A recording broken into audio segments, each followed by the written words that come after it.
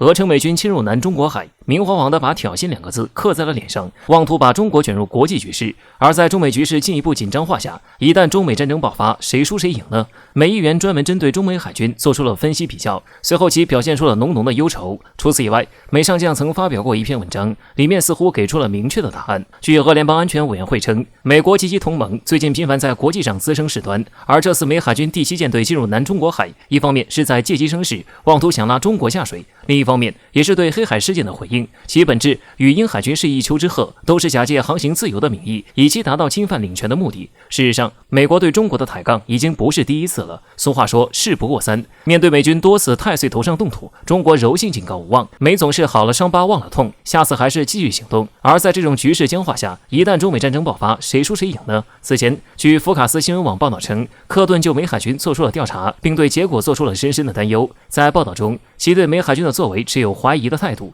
并直接声称美军这心态能打赢中国海军吗？而且他还进一步鼓吹中国威胁论，甚至大肆旗鼓地呼吁其他国家一起共同对抗中国，这是害怕美国单独敌对中国。而面对美国打着中国威胁旗号不断恶意的诋毁，中国给出强硬的3连问：一是中国始终秉持着对外和平、坚决反抗霸权主义的理念，而美国能像中国一样给予明确态度吗？二是相比于中国，是谁的行为显得无耻，多次针对弱国进行打压，并不断给予施压？三是谁不遵守约定，利用蛮力强横解决问题，并不断践踏国际规则？其实所有的事都有迹可循，如此浅显的道理，一些美政客能不知道吗？其实美早已心虚，只是为了本国所谓的利益，在不断的打脸充胖子，不惜将自己塑造成受害者的模样，活脱脱一副恶人先告状的嘴脸。与其说美的挑衅是自信，不如说是心虚。雷声大雨点小，美军如此虚张声势，无非是想给中国一个下马威。此前，美国斯塔夫里迪斯上将认为，没有谁能够给出100%自信说我能赢，而都是通过威慑让对手不自信，潜含义告诉对方你我对打，你不会有胜算的可能性。这实际是心理上的一场长久博弈战。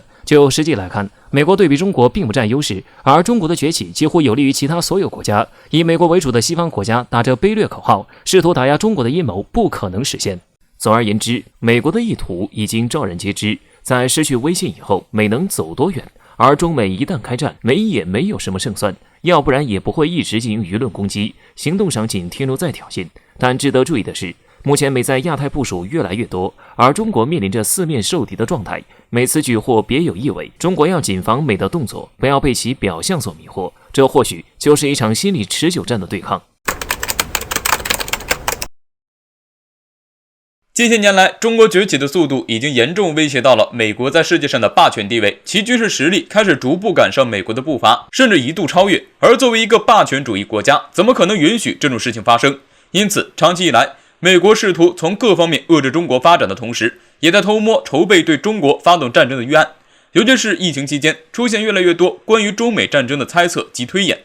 例如，按照兰德公司的推演，中美之间战争路径很可能会受到高强度和持续时间的影响。基于双方武器装备先进、实力的强大，所以该公司认为，能否在战争一开始就能制定好打击敌人的战略非常重要。相比中国军事实力，或许美国在军事力量上会拥有更大的优势，可能会导致中国损失不少力量。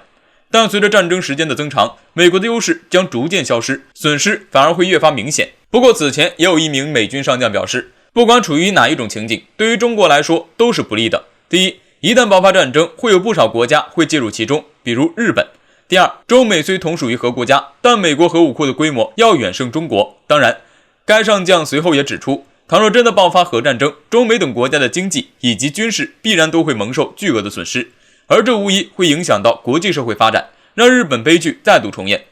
可就在外界不知道该偏向于谁之际，五角大楼出台了推演中美战争的结局。中美若爆发战争，美国的赢面极小。五角大楼认为，一旦发生战争，美国很难在第一岛链站住脚，解放军的火箭军必定会发射如雨点般密集的导弹，将第二岛链以内的所有美军军事设施全部淹没。另外，中国已经拥有了可以命中美国航母的导弹。事实上，不止这一次推演。7月初，英国媒体爆出一个大料，美国正举办一项被视为最高机密的兵器推演，推演次数高达18次，模拟地点在中国南海到东海。结果18次推演，美军全部失败，且失败的速度一次比一次快。因此，与其继续推演毫无悬念的结果，传言有美国人建议，不如推演如何避免美军被解放军一锅端。据悉，截止到目前为止，关于解放军密集的导弹覆盖太平洋所有美军重点据点的问题，美国至今没有应对办法。当然，不可否认，美国的军事实力相对中国仍具有一定优势，但是美国妄想建立单极世界，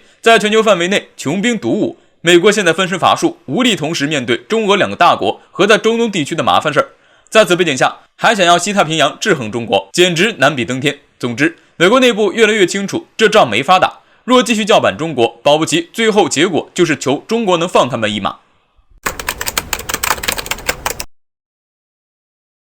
自上周起，南非突然开始全国暴乱，多地游行示威者逐渐演变成暴力打砸抢。而这次暴乱的导火索是因为前总统祖马入狱服刑，遭到其支持者反对。但这只是部分表面因素，更深层次原因正让这个国家走向全面动乱。